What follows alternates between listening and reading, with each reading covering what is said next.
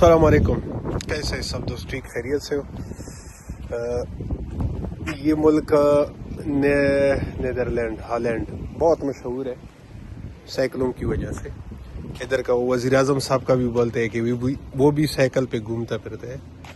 तो गाड़ी लेने के चक्कर में आए थे, गाड़ी तो हो गई अल्हम्दुलिल्लाह।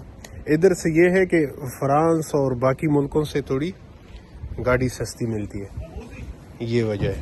और ये साथ में इसका बहुत बड़ा मंदिर है, ये देख सकते हैं। मंदिर के वो क्या बोलते हैं, गिरजा, चर्च। हॉलैंड में आए हैं शोरूम में।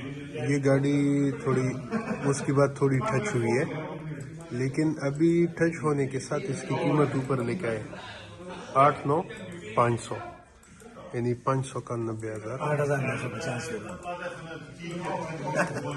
500 का 90,000। ये अंदर से आप दे सकते हैं, मर्सिडीज है, फॉर्मेटिक 4 व्हील ड्राइव है ये। उसके पिछले जो टायर हैं वो भी घूमते हैं। हाँ, वो पिछले टायर भी घूमते हैं, सही है। तो ये एक्सीडेंट में आए हाय कुछ करना है यार। ये ज्यादातर आपको साइकिलें नजर आएंगे इधर। वो सामने आप देख सकते हैं, थोड़ी दूर है।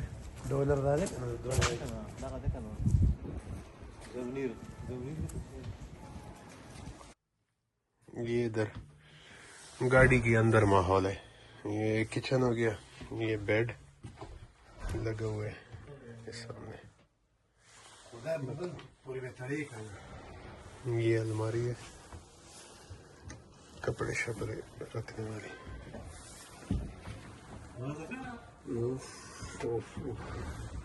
ये सोफे लगे हुए बैठने के लिए।